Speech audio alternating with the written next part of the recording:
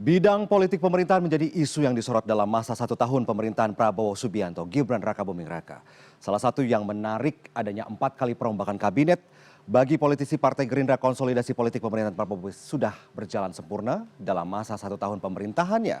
Namun bagi pengamat politik, perombakan kabinet menggambarkan Prabowo masih ingin melakukan akselerasi pembangunan.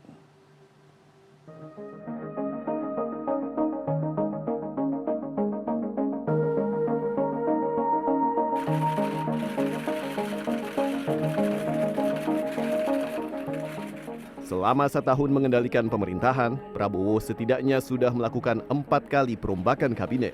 Reshuffle pertama terjadi pada 19 Februari 2025. Saat itu, Prabowo mengganti Menteri Pendidikan, Sains dan Teknologi Mendikbudristek Satrio Brojonegoro dengan Brian Yuliarto. Reshuffle kedua terjadi pada 8 September 2025 atau 7 bulan setelah reshuffle pertama. Pada reshuffle kali ini, nama besar Sri Mulyani digantikan oleh Purbaya Yudi Sadewa. Selain Sri Mulyani, ada nama Budi Aristiadi yang juga masuk daftar reshuffle. Ketua Umum Ormas pendukung Jokowi ini digantikan oleh politisi Partai Gerindra Ferry Juliantono. Nama Menko Politik dan Keamanan Budi Gunawan juga ikut diganti. Menteri Perlindungan Pekerja Migran Indonesia Abdul Qadir Karding digantikan politisi Partai Golkar Mukhtarudin. Sementara Menteri Pemuda dan Olahraga Dito Aryo Tejo juga menjadi menteri yang diganti. Reshuffle ketiga terjadi 17 September 2025. Pada pergantian kali ini, Menko Polkam dan Menpora akhirnya diisi. Menko Polkam dijabat Jamari Caniago dan Menpora dijabat mantan Menteri BUMN Erick Thohir. Pada 8 Oktober 2025, Prabowo kembali melantik pejabat pemerintahan.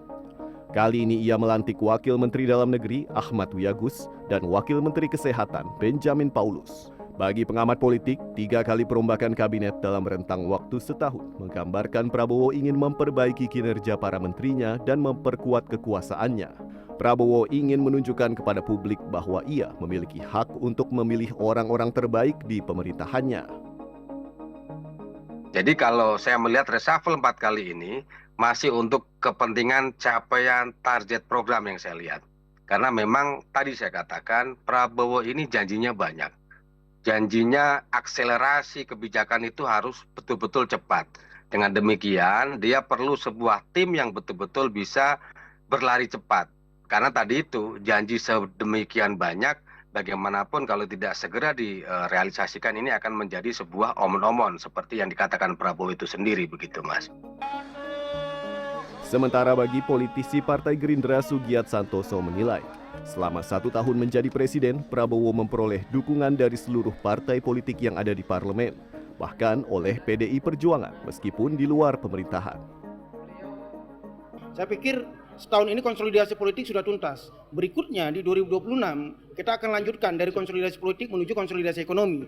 Bagaimana cita-cita besar Bapak Prabowo Subianto yang termaktub di Paradok Indonesia itu bisa dieksekusi. Bagaimana dan sebetulnya sudah langkah-langkahnya sudah dilaksanakan. Bagaimana misalnya tambang-tambang ilegal itu berusaha ditertibkan. Bagaimana perkebunan-perkebunan sawit ilegal yang sampai sekarang dari datanya 3,8 juta itu sudah ditertibkan. Saya pikir dengan APBN 2026 yang itu milik Prabowo, kalau 2025 kan disusun oleh pemerintah sebelumnya. Kalau 2026 kan sudah sah menjadi yang merancang menyusun parlemen sekarang, pemerintah sekarang, saya pikir kita harapkan. Sugiat mengklaim Prabowo juga mendapat dukungan dari tokoh-tokoh nasional dan elit partai politik.